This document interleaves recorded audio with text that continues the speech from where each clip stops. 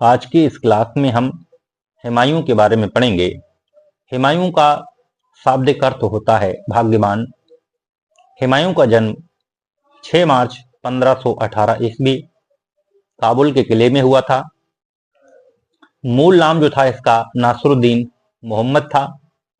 खोंदमीर हुमायूं को सिकंदर ए आजम, खुदा का साया, हजरत बादशाह, खिलाफत पनाह, हकीकी, मजाजी एवं सल्तनत का योग कहा है। इसके बारे में कुछ विशेष तथ्य हैं, जैसे हुमायूं सत्तारी सिलसिले के जो मोहम्मद गौस हैं उनका शिष्य था।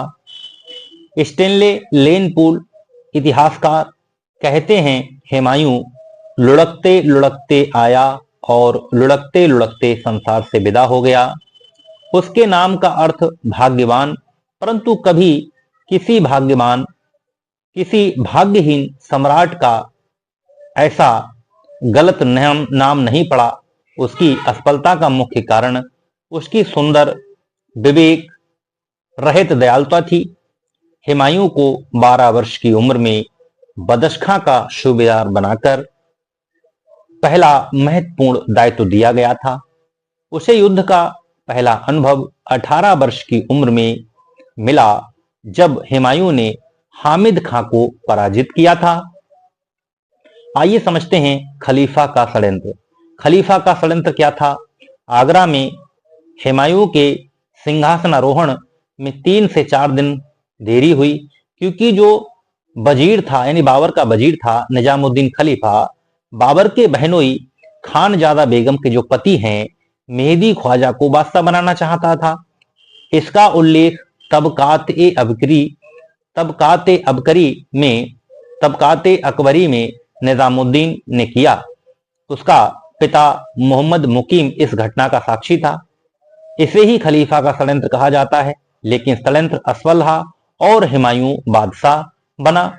बाबर ने अपने वसीयत में हुमायूं को अपना उत्तराधिकारी घोषित किया। बाबर ने उसे पानीपत के युद्ध के पश्चात हिंसार, फिरोजा तदुपरांत संभल की जागीर दिया था। खानवा युद्ध के बाद हुमायूं को 2 वर्ष के लिए बदख्शां के प्रशासन के लिए नियुक्त किया गया। तत्पश्चात उसे पुनः संभल की जागीर दी गई, जहां हुमायूं यानी खानवा युद्ध हुआ, उसके बाद 2 वर्ष के लिए बदख्शां के प्रशासन के लिए नियुक्त किया गया। उसके बाद संभल की जागीर दी गई, जहां हुमायूं गंभीर रूप से बीमार पड़ जाता है। हुमायूं 23 वर्ष की उम्र में बादशाह बना। बाबर के बाद बाबर ने अपनी वसीयत में साम्राज्य को अपने पुत्रों में बांट दिया था, जिसमें हुमायूं एवं कामरान का भाग 6:5 था। बाबर ने हुमायूं से कहा था, यदि उसके भाई गलती करें तो उन्हें माफ कर देना। कामरान को काबुल, कंधार, सिंध, पंजाब का क्षेत्र मिला। अस्करी इसको संभल की जागीर मिली। हिंदाल इसे अलवर का क्षेत्र प्रदान किया गया और हुमायूं इसे कांटों की सेज के रूप में दिल्ली का सिंहासन प्राप्त हुआ। साथ ही रिक्त राजकोष, अंतर्राष्ट्रीय सेना एवं अफगानों का विद्रोह वसीयत में हुमायूं को प्राप्त हुआ। वास्तव में बाबर ने अपने पुत्र के लिए एक ऐसा साम्राज्य छोड़ा जो युद्ध के द्वारा ही संगठित किया जा सकता था। वस्तुतः बाबर ने कोई एक ठोस एवं सुसंगठित साम्राज्य नहीं छोड़ा। हुमायूं के प्रमुख शत्रु अफगान और उसके निकट संबंधी तैमूर वंशी थे, जो स्वयं को मिर्जा कहते थे। इस समय अफगानों का नेता गुजरात का शासक बहादुर शाह था, जो समस्त मुगल विद्रोहियों का संरक्षक था। अफगानों ने बहादुर शाह को जौनपुर का सुल्तान बनने के लिए निमंत्रण दिया। बहादुर शाह ने हुमायूं को पत्र लिखकर कहा, उसके मुकाबले हुमायूं ने कुछ भी हासिल नहीं किया है और अब तक उसका सामना छोटे मोटे अफगान सरदारों से पड़ा है। हुमायूं ये समझने में असफल रहा। शेरशाह सूरी एवं बहादुर शाह में मित्रता हो गई है। बहादुर शाह ने शेरशाह को काफी पैसा भेजकर उसे मुगलों के खिलाफ शह दिया। दूसरे हुमायूं के पास जो सेना थी विभिन्न नस्ल जातियों से निर्मित थी। ये सेना लगातार युद्ध चाहती थी। इस सेना को सिर्फ करिश्माई व्यक्ति ही संगठित कर सकता था। दुर्भाग्यवश हुमायूं में इसका अभाव था। वह खुद अफीम और नारी का आदी था और ज्योतिष में यकीन रखता था। अतः हुमायूं स्वतः अपने लिए समस्या बन गया और अपना सबसे बड़ा शत्रु साबित हुआ। कुल मिलाकर हुमायूं ना तो अच्छा प्रबंधक था और ना ही योग्य शासक। इसके प्रमुख अभियान कौन कौन से थे, आइए समझते हैं हुमायूं के प्रमुख अभियान। हुमायूं का पहला अभियान 1531 में कालिंजर के चंदेल शासक प्रताप रुद्र देव पर हुआ, जिसे हुमायूं ने पराजित किया। 1532 ईस्वी में हुमायूं ने गोमती नदी पर स्थित दोहरिया या दौराहा या दादरा में महमूद लोदी एवं शेर शाह की सम्मिलित सेना को पराजित किया। 1535 में हुमायूं 1535 में गुजरात एवं मालवा जीतने वाला पहला जो बादशाह था हुमायूं था, यानी 35 में गुजरात मालवा जीतने वाला पहला बादशाह हुमायूं था। बहादुर शाह पराजित होकर पुर्तगालियों के पास गया, जहां पुर्तगालियों ने 1537 में समुद्र में डुबोकर मार दिया। हुमायूं ने चंपानेर जो दुर्ग था उसका घेरा डाला। हुमायूं इस दुर्ग को लांघने वाला 41वां व्यक्ति था। बहादुर शाह के तुर्क तोपची रूमी खां ने हुमायूं की अधीनता स्वीकार कर ली। हालांकि गुजरात एवं मालवा प्रांत जितनी तेजी से आए उतनी तेजी से निकल भी गए। हुमायूं ने यहाँ की शासन व्यवस्था अस्करी को सौंपी थी, जो ठीक तरह से प्रबंध न कर सका। हुमायूं और शेर शाह बाबर ने मुगलों को आगाह किया था, इस चालाक अफगान शेर खां पर ध्यान दें, क्योंकि बुद्धिमान व्यक्ति है और बादशाहत के चिन्ह इसके मस्तिष्क पर हैं। अगस्त 1532 में हुमायूं ने शेर खां को दौराहा में पराजित किया और शेर शाह ने हुमायूं की अधीनता स्वीकार की। हुमायूं ने शेर खां के पुत्र कुतुब खां को जमानत के रूप में अपने पास रख लिया। चुनार का दुर्ग, इस दुर्ग को पूर्वी भारत का प्रवेश द्वार कहा जाता था। सितंबर 1532 ईस्वी में हुमायूं ने चुनार दुर्ग जीतने का असफल प्रयास किया। 1538 में ही जाकर हुमायूं रूमी खां के माध्यम से चुनार दुर्ग विजित कर पाया। इसी बीच 1538 में शेर खां ने बंगाल की राजधानी गौड़ को जीत लिया। उसके खजाने को रोहतासगढ़ किले में रखवा दिया। 1539 में हुमायूं ने गौड़ को भी विजित कर लिया, जिसका नाम जन्नताबाद रखा। इस समय आगरा में हिंदाल ने हुमायूं के चहेते शेख बहलोल की हत्या कर दी और स्वयं को बादशाह घोषित किया। हुमायूं ने बंगाल की व्यवस्था जहांगीर कुली बेग को सौंपकर आगरा की तरफ चल दिया। इसके बाद युद्ध होता है चौसा या बक्सर का युद्ध। तिथि थी 26 जून 1539। स्थान था चौसा, जो गंगा और कर्मनाशा नदी के बीच का क्षेत्र है। युद्ध करता हुमायूं और शेर शाह। इस युद्ध के पश्चात शेर खां ने शेर शाह की उपाधि धारण की, अपने नाम का खुतबा पढ़वाया, सिक्का चलाया। चौसा में हुमायूं हार गया और घोड़े सहित नदी में उतर गया। इस समय निजाम नामक भिश्ती ने उसकी जान बचाई। फरिश्ता के अनुसार इसे आगरा में हुमायूं ने आधे दिन का, जौहर आफ्ताबची के अनुसार 2 घंटे के लिए, गुलबदन बेगम 2 दिन के लिए बादशाह बनाया।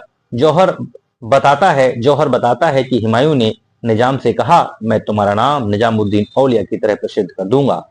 इसके बाद कन्नौज का युद्ध, तिथि मई 1940। चूंकि ये गंगा के तट पर कन्नौज बिलग्राम में हुआ था, इसलिए इसे बिलग्राम का युद्ध भी कहा जाता है। युद्ध करता हुमायूं शेर शाह। इसी युद्ध को निर्णायक युद्ध का दर्जा प्राप्त है। हुमायूं कन्नौज में पराजित हुआ और निर्वासित जीने को बाध्य हुआ। कन्नौज में भय क्रमशः आगरा, दिल्ली एवं सिंध गया। इसी समय शेर शाह के दबाव में मारवाड़ जोधपुर के राजा मालदेव ने हुमायूं को अपने यहाँ निमंत्रण दिया और मदद का आश्वासन दिया। अंततः बैरम खां की सलाह पर ईरान शाह तहमास के दरबार में पहुंचा, जहां उसने शिया धर्म स्वीकार किया। बैरम खां ने ही दोनों के बीच भेंट करने में मुख्य भूमिका निभाई थी। ईरान के शाह के साथ हुमायूं ने समझौता किया, वह कंधार जीतकर शाह तहमास को देगा, लेकिन हुमायूं ने 1545 में कंधार विजित कर उसे अपने पास रख लिया। इसके पश्चात हुमायूं ने काबुल जीता। यहीं कामरान ने उसके पुत्र अकबर को काबुल के दुर्ग पर बैठा दिया, लेकिन माहम अनगा ने अकबर को बचा लिया। इसी समय हुमायूं की तरफ से युद्ध करते हुए हिंदाल मारा गया। हिंदाल की मृत्यु 1551 के पश्चात गजनी की सूबेदारी अकबर को दी गई। गखरों के सुल्तान आदम ने कामरान को हुमायूं को सौंप दिया। कामरान अस्करी की आंखें निकालकर मक्का भेज दिया गया। कामरान के पुत्र अब्दुल माली को हुमायूं ने संरक्षण दिया। एवं फरजंद पुत्र कहा। 1540 से 15 वर्षों का निष्कासन जीवन व्यतीत करने के पश्चात तत्कालीन प्रधानमंत्री सेनापति बैरम खां की सलाह पर 1555 में हुमायूं की पुनर्वापसी होती है। इस समय राजनीतिक स्थिति दृष्टिगोचर करें तो पंजाब का शासक सिकंदर सूर था। इसने तातार खां को मुगलों के विरुद्ध नियुक्त किया, जिसको पराजित कर हुमायूं ने रोहतास दुर्ग को विजित किया। तदुपरांत हुमायूं ने क्रमशः सतलज के किनारे मच्छीबाड़ा युद्ध 15 मई 1555, सरहिंद का युद्ध 22 जून 1555 में सिकंदर सूर पर विजय प्राप्त की। बैरम खां के सफल नेतृत्व से सरहिंद में मुगलों की विजय हुई, परंतु सरकारी रिकॉर्ड में सरहिंद विजय का श्रेय अकबर को दिया है, जिसे उस समय युवराज घोषित कर पंजाब का सूबेदार बना दिया गया था। सरहिंद का युद्ध निर्णायक था। जुलाई 1555 ईस्वी को हुमायूं पुनः दिल्ली का शासक बना। इसके तुरंत बाद आगरा पर अधिकार कर लिया गया। दिल्ली विजय के पश्चात अकबर को लाहौर का सूबेदार बना दिया गया। इब्राहिम सूर संभल एवं दोआब का शासक था। आदिल सूर बिहार के चुनार क्षेत्र का शासक था। बंगाल का शासक मोहम्मद खां सूर था। मालवा का शासक बाज बहादुर था। मृत्यु जनवरी 1556 दीन पन्हा नगर के शेर मंडल की सीढ़ियों से गिर जाता है। हुमायूं की मृत्यु हो जाती है। एक मुल्ला बेकसी हूबहू हुमायूं की आकृति वाला था। इसे ही हुमायूं की मृत्यु के पश्चात जनता को दर्शन करा दिया गया। दरअसल हुमायूं की मृत्यु का जो समाचार था 17 दिनों तक गुप्त रखा गया। तुर्की एडमिरल सीदी अली रईस के द्वारा हुमायूं के स्वास्थ्य का असत्य समाचार लाहौर भेजा गया। ऐसा करने का सिर्फ एक उद्देश्य था, अकबर का सिंहासनारोहण निर्विरोध हो सके। पत्नी हासी बेगम ने हुमायूं के मकबरे का निर्माण कराया। मकबरे को ताजमहल का पूर्वगामी, एक वफादार बीबी का महबूबाना पेशकश कहा जाता है। अर्शकिन के अनुसार यदि हुमायूं कुछ दिन और अपने पिता के सिंहासन पर होता तो अपने वंश का अंतिम सम्राट होता। हुमायूं प्रथम साम्राज्य 9 वर्ष 4 सही 1/4 महीने था। दूसरा 6 महीने अर्थात 10 वर्ष दिल्ली के मुगल साम्राज्य का शासक रहा। अपने 25 वर्षीय राजकाल में 15 वर्ष हुमायूं को विदेश में बिताने पड़े थे। हुमायूं की सांस्कृतिक उपलब्धि: तबल ए अदल, न्याय का ढोल। लोक शिकायतें बादशाह तक पहुंचाने के लिए हुमायूं ने तबल ए अदल की शुरुआत की थी। उसने एक आनंद मंगल कालीन बिसाते निसात बनवाया। ये कालीन गोल था और तात्विक ग्रहों नक्षत्रों के अनुरूप वृत्तों में विभाजित था। ग्रहों तथा नक्षत्रों के आधार पर हुमायूं 7 दिनों में 7 रंग के कपड़े पहनता था। जैसे दरबारियों को भी ऐसे ही कपड़े पहनना अनिवार्य कर दिया। जैसे रविवार को पीला, सोमवार को सफेद, शनिवार को काला वस्त्र पहनता था।